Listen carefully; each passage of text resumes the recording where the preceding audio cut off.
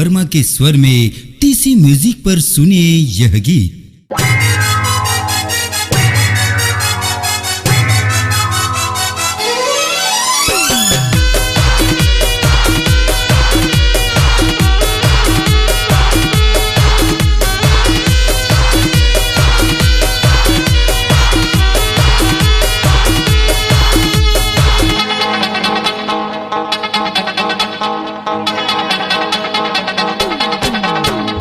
तोर मोर प्यार के चर्चा हो गे, तोर मोर प्यार के चर्चा हो गे।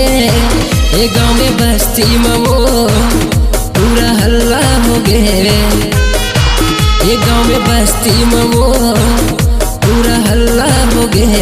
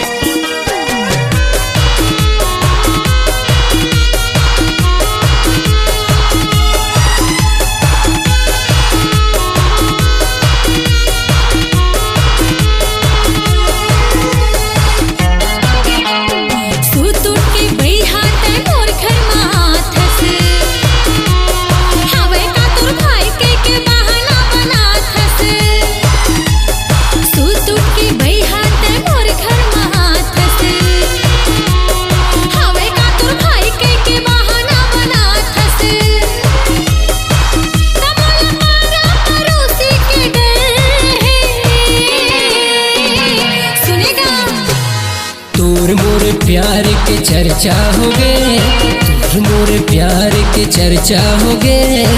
ये गाँव में बस्ती में वो पूरा हल्ला हो गे।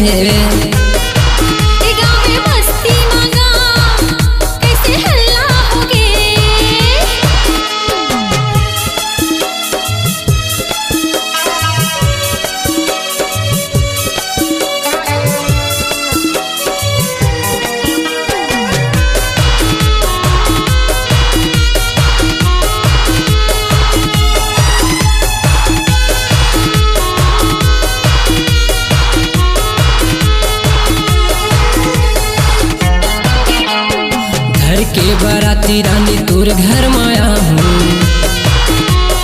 एक चुटकी सिंदूर तोर मांगे सजा हूँ। घर के बाराती रानी तोर घर माया हूँ, एक चुटकी सिंदूर तोर मांगे सजा हूँ।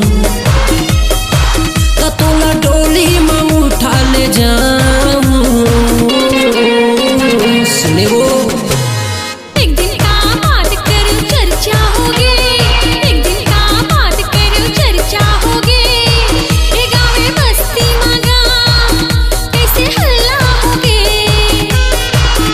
गाँव में बस्ती में वो पूरा हल्ला हो गे।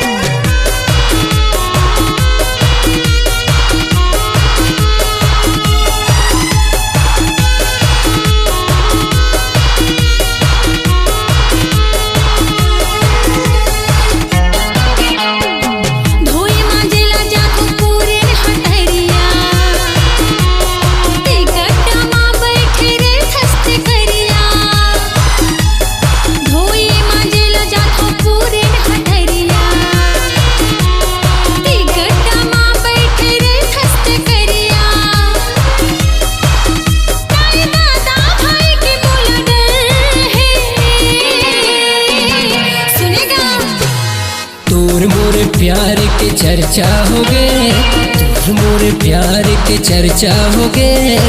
ये गाँव में बस्ती में वो पूरा हल्ला हो गे।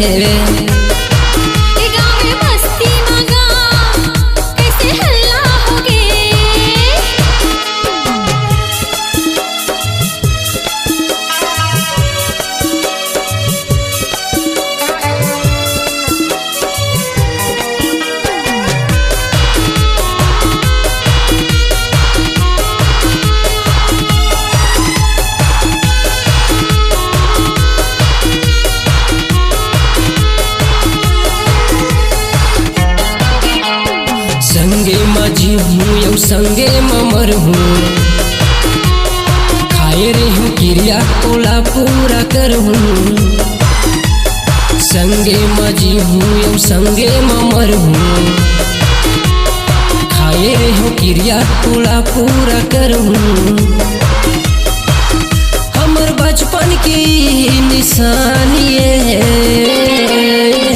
सुने वो तोर मोर प्यार के चर्चा हो गए तोर मोर प्यार के चर्चा हो गए ये गाँव में बस्ती में वो पूरा हल्ला हो गए ये गाँव में बस्ती में वो पूरा हल्ला हो गए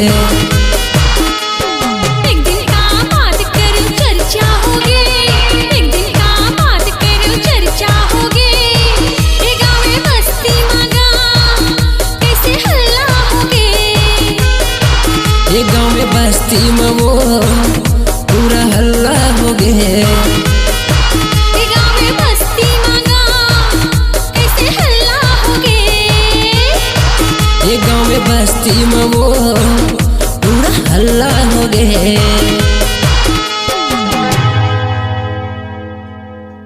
छत्तीसगढ़ी सांस्कृतिक लोक कला मंच हटके ग्राम कटिया नंबर 1 जिला रायपुर छत्तीसगढ़। प्रोग्राम के लिए संपर्क करें गायक Murli Verma. Mobile number 7697430090 8435549604। Swaranjali studio Nemichand गली नंबर 2 गंजपारा रायपुर।